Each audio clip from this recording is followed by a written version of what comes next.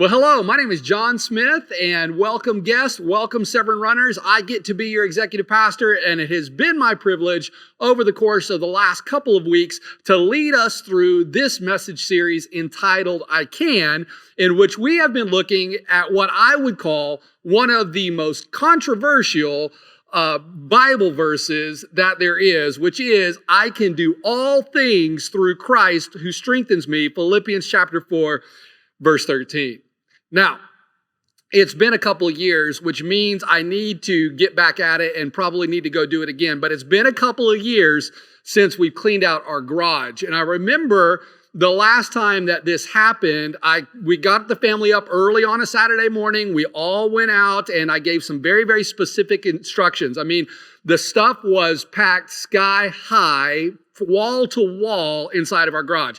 Here were the specific instructions. We're going to make 3 piles. One pile is going to be we're getting rid of pile. The second pile was we're going to keep it pile. And the third pile was maybe we might keep it. We'll decide at the very end. And so that day we got to it.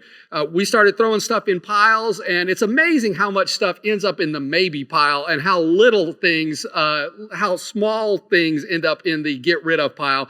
But we worked our way all the way through that. And then we started getting down to the bottom of the garage. And I think you know what I mean by that. The bottom of the garage is the place where the stuff has been for years upon years upon years.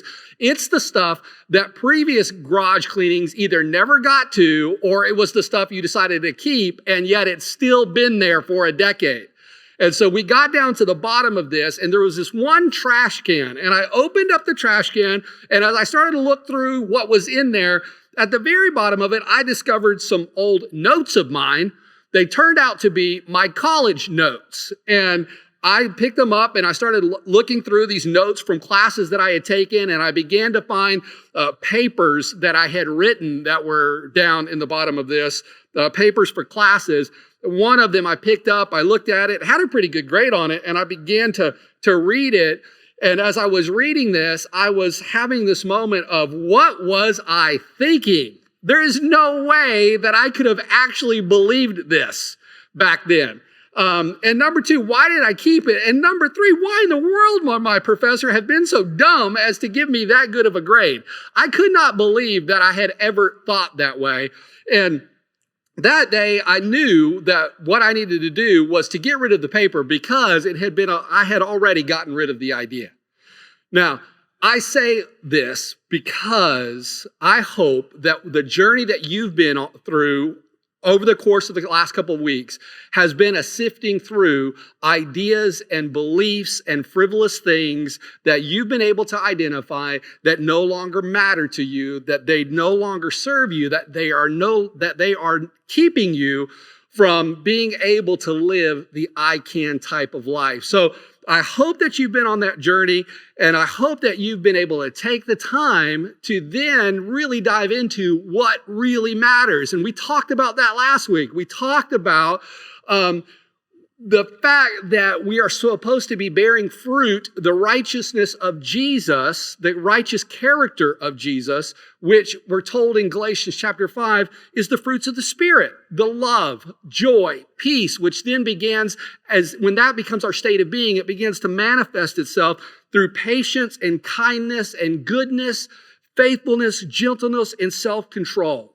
I hope that not only have you gotten rid of the frivolous in your life, but that you've been able to come to see the fruits of the Spirit as the final destination inside of your Christian walk.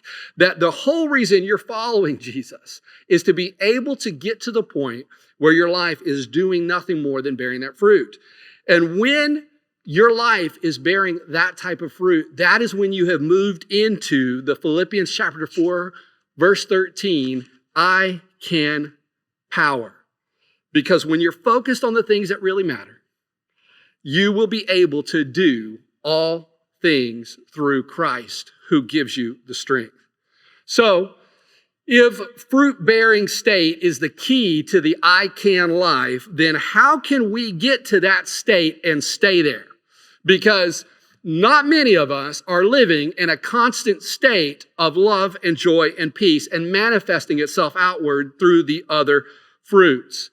How can we get there and how can we stay there? Not just as a temporary thing, not just every once in a while, but where love, joy, and peace are constantly exuding from us. My wife, just the other day, she asked me a question while we were riding down the road. She said, sweetheart, she goes, tell me this, when did you stop craving alcohol? When did you stop thinking about it? When did you stop wanting it to be a part of your life? And I told her, I said, sweetheart, I said, that's a really good question. And I think the answer comes for me to be able to recognize that it wasn't until I knew that I had the power to control my emotional state through Christ within me that I was able to overcome alcohol. You see, alcohol was one of those things that I reached to when I was feeling bad, when I was feeling down, when I was feeling negative. And the irony of all of that, right, is that alcohol is a depressant. So here I am feeling down, here I am feeling depressed, and what am I doing? I'm pouring depression down my throat. But that's what I reached to because it would numb the negative feelings. It was when I learned that Christ in me has given me the power over those negative feelings and that I could control it, that no circumstance on the outside could have the effect on me that Christ within me could have on the inside. When I learned how to control my emotional state, then suddenly all of the cravings for alcohol, all the reaching for the things on the outside began to go away. It was learning how to live in the fruit-bearing state that keeps me sober today. Because I know that in me, Christ lives, and I have the power to overcome all of that type of negativity. So how can we learn how to get there? How can we learn to stay in that state all the time, no matter what circumstances on the outside are coming at us? Paul gives us the fertilizer, so to speak, that we need. He tells us what that fertilizer is in Philippians chapter 4 before he ever makes that audacious claim that he can do all things through Christ. He tells us how he's able to arrive at that emotional state. He gives us some really simple basic practices that we can follow and make a part of our lives in order to begin to develop the state of being of love and joy and peace. In verse 4 of chapter 4, he says this, always be full of joy in the Lord. I say it again, rejoice. Now, what does rejoice mean? Well, I looked it up. It means to feel or to show great joy or delight. We should always be rejoicing. We should always be full of joy in the Lord. Paul even adds an exclamation mark to it, rejoice. So what should we be delighting in? Well, I think we ought to be delighting in the faithfulness and the goodness of our God. I think for a lot of us who constantly find ourselves in a state of negative emotional space, it's time for us to start to really get thankful. It's time to look around and to see just how amazing life is.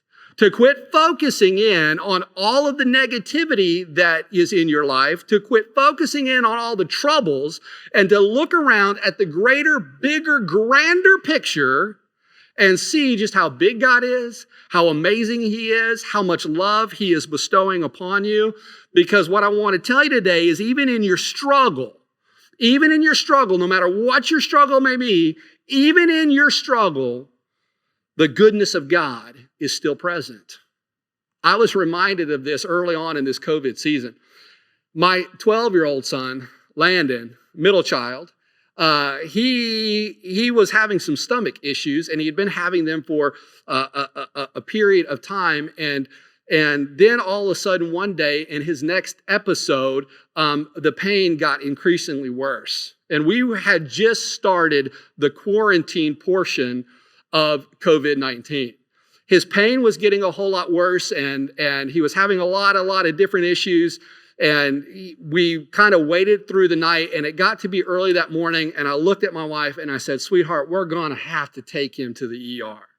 And so we got up, we got him dressed, and we took him down to the ER. And you can imagine at that point, especially just the level of care that the emergency room was taking in order to make sure that there was not going to be any type of opportunity for anybody to become exposed to COVID-19.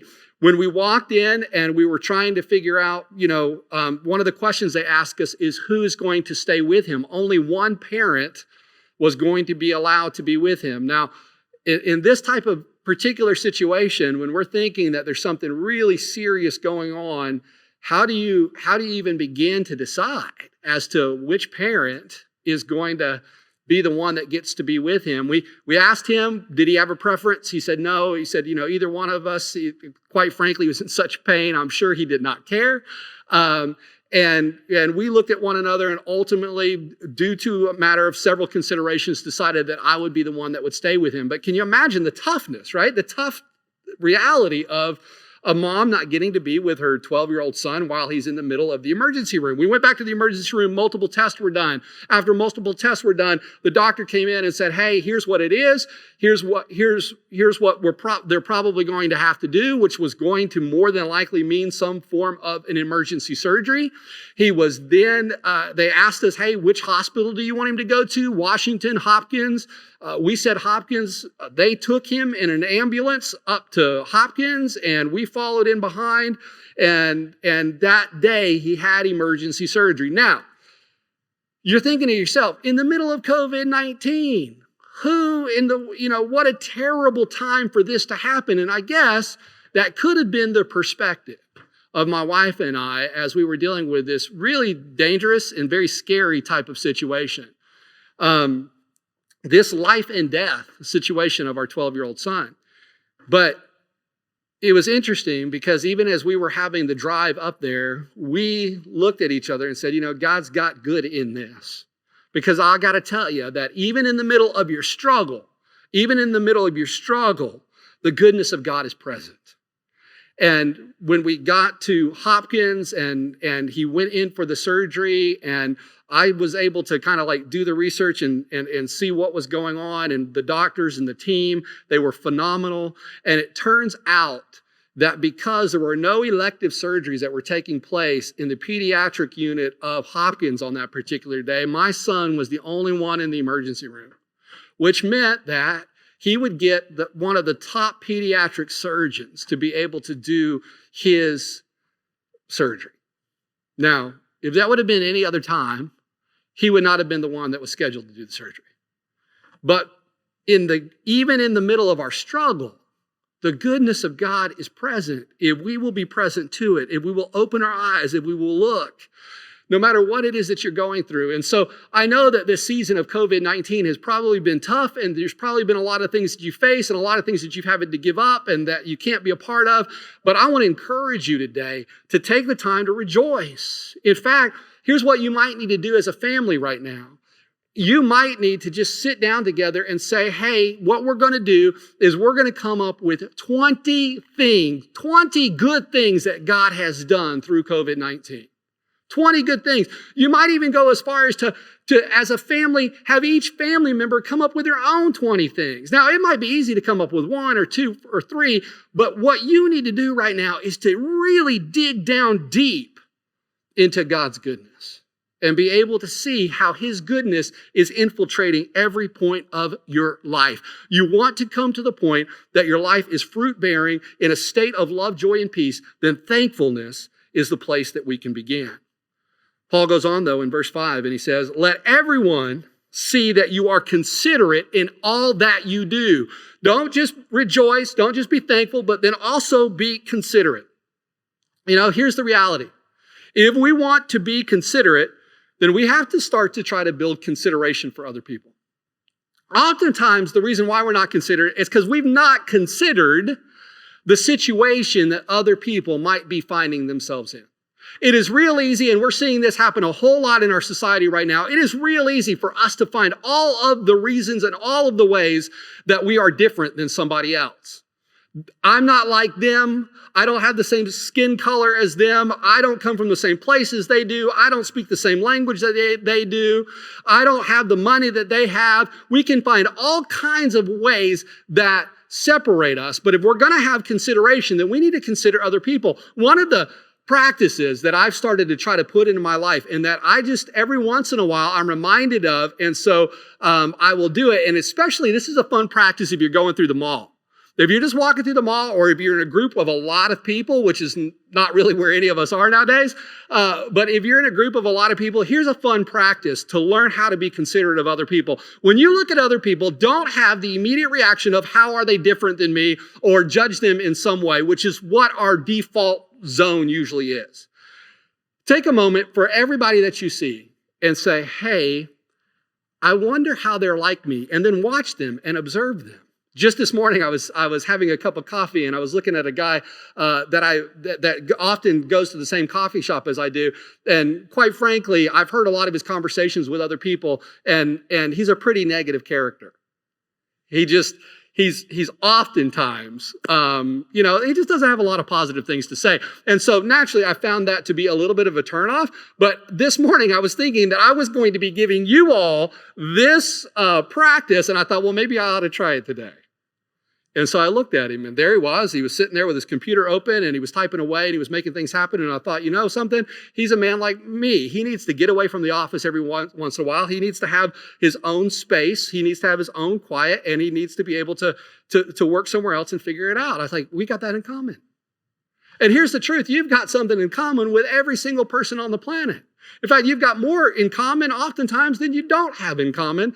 But we don't usually take the time to be considerate of that. If we want to learn how to be considerate then of other people, then we've got to take them into consideration.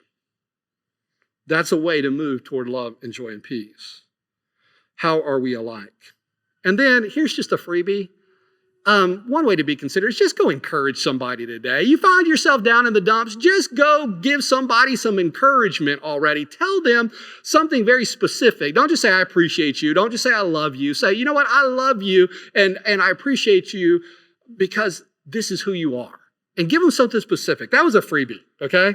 Verse 6 goes on to say, don't worry about anything. Instead, pray about everything. Tell God what you need and thank Him for all that He has done. Don't worry, pray, and then when you get done with that, turn back to thankfulness. So we start with thankfulness. All of a sudden, the circumstance comes up. Don't worry about the circumstance. Tell God about the circumstance, and then turn right back into thankfulness.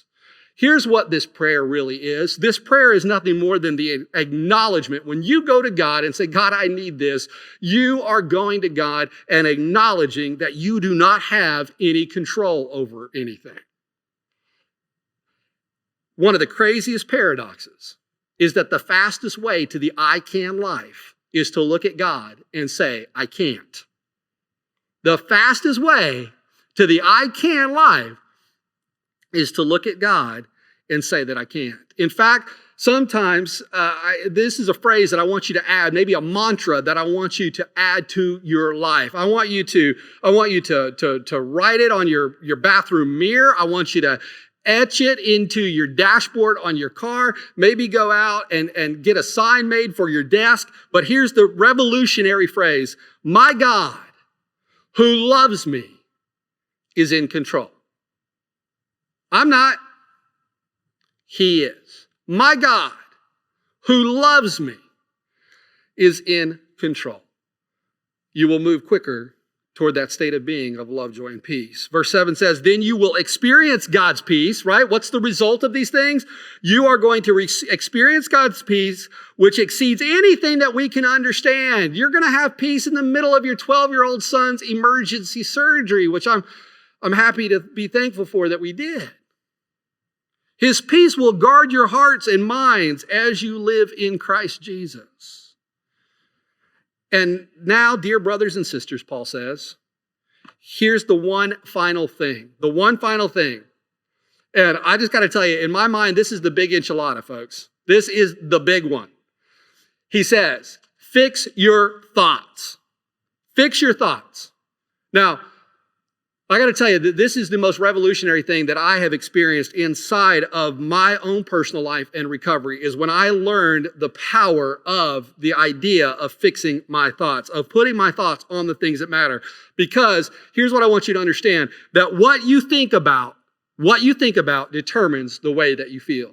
The way that you feel right now is the result of what you've been thinking about, earlier this morning. It may be of what you were thinking about yesterday. It may be what you were thinking about a week ago. But your emotional state right now is the result of what you have been thinking about. Paul says the quickest way for you to practice getting into the state of love, joy, and peace is to fix your thoughts. Now, he's going to tell us what to fix our thoughts on in a moment, but he knows that there's power in this. And here's the craziest thing. Modern science has proved that what Paul said all these thousands of years ago has turned out to be true, because our thoughts are nothing more than electrical pulses that are going through our brains. Those electrical pulses go to our glands. Those glands secrete hormones. And the experience that we have when those hormones infiltrate our body are what you and I experience as feelings. What you think about determines the way that you feel. So Paul tells us to fix our thoughts. Because if you want to change your feelings, then we need to change our thoughts. He says, change your thoughts to what is true, honorable, and right. Here's one. My God, who loves me, is in control. My God who loves me is in control. That's true, that's honorable, and that's right. He goes on to say, not just true, honorable, and right, but pure, lovely, and admirable. What are those things? This is where it starts to get a little hairy for a lot of us, okay? To fix our thoughts on the things that are pure and lovely and are admirable. I mean, I'm just questioning, like, what does your entertainment life look like? You know? I'm going to make a confession. And I know that no pastor should make this type of confession, but here it is. And the whole thing is, it's going to be forever recorded in this moment. But long time ago, in a galaxy far, far away, when I was a different human being, I really enjoyed, for entertainment value, any movie that had to do with a serial killer. I mean, I did. I really enjoyed watching that. And I really enjoyed watching all types of crime dramas. In fact, I'm one of those people, I confess, that oftentimes I go to sleep with the TV on. And way back in the day, I would go to bed with Law and Order playing. And the interesting thing about Law and Order is they play it all night long. And so I would go to bed listening to Law and Order, I sound asleep. Meanwhile, all of this crime and danger and mayhem and madness is still entering my subconscious while I'm sound asleep. And I would have these crazy dreams. Imagine that. And I would wake up in the morning and I would be in a foul mood. Imagine that. Why? Because of what I was taking in. I mean, what are you spending the most time, even inside of entertainment value? I had to part of what I did in recovery is put a stop to that type of madness. I decided it's time to watch a feel-good movie every once in a while. It's time to watch something that will cause me to feel some love and joy and peace. What's your entertainment life look like? I mean, that's stuff that you're feeding. And I'm not asking that from a religious point of view. I'm not trying to, do any of that stuff. This movie's good, this movie's bad. No, I'm just asking what we're feeding ourselves with. If it's pure, if it's lovely, if it's admirable, it's going to move us quicker toward a state of love, joy, and peace. And if it's not, then it won't. I hear a lot of people that complain about their social media feeds and all the negativity that exists inside of their social media feeds. Here's my question. Could that have anything to do with the people that you're friends with on social media? Could that have anything to do with the people that you're following on social media? If what you're seeing all the time is negative, then there's a good chance that you're following all kinds of negativity. I gotta be very truthful with you guys. Most of my social media, I really don't get angry. I don't get upset that often at social media because most of my social media seems to be pretty awesome people who have a whole lot of awesome things to say. Those are the people that I hit like on. Those are the people that I hit love on. And let me let you in on a little secret. There's algorithms. As social media starts to see that this is what you like and this is what you appreciate, that's what you start to see more and more of. So if you're seeing a whole lot of negativity, I don't know, maybe think about it. We need to be thinking about what is pure and lovely and what is admirable. Rejoice, be considerate, don't worry, pray, fix your thoughts. And finally, Paul tells us in verse 9, keep putting into practice all that you've learned and received. Try and try and try again. You're not going to get this right. You're not going to hit the state of love and joy and peace overnight, folks. It's not going to happen overnight. It's a practice. This spiritual life that we're on is a journey. We are moving more and more every day in our lives toward I can. There will be days when we feel like I can't. There will be days when we feel as if we're a failure. But that's the beauty of this life, is that he gives us this chance to get up and to try again tomorrow. It's a practice. So just keep up. Just keep practicing. The days when your thought life goes wrong, take the time to center and to think about that and to turn it around and say, what is it that I'm going to think about tomorrow? Try, and try again. And before long, you will be able to achieve the fruit-bearing state of love, joy, and peace. And when you find yourself there, when you find yourself actually walking around most of the time in love and in joy and in peace, you will be living the I can life. Because there's going to be nothing that you don't feel like you can take on. There's going to be no circumstance that you don't feel like you can get through. Because the inner state of your life has changed. From that state, you will be able to do what Paul was confidently able to do, which was to be able to say, I can do all things through Christ who strengthens me. Church, would you do me a favor this morning and say this? I can. In Jesus' name.